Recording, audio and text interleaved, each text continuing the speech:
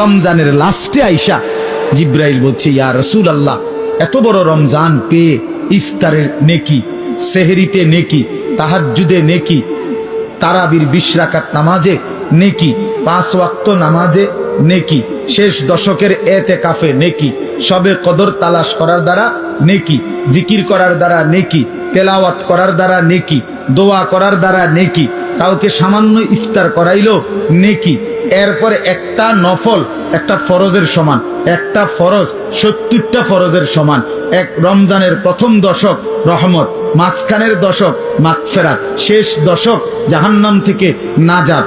আল্লাহ বলেন জিব্রাইলের মাধ্যমে, নবী এত কিছু দিয়াও যেই বেঈমান রে মন গলাইতে পারলাম না, তারে আমি ভালো করাইতে পারলাম না, আমার দিকে ফিরাইতে পারলাম না, তার উপরে আমি আল্লাহর লানত, আমি ফেরেশতারও লানত। তো নবী বলে আমিন, হ জিব্রাইল, আমি মুহাম্মদেরও লানত। যা তোর উপরে খোদার লানত করুক।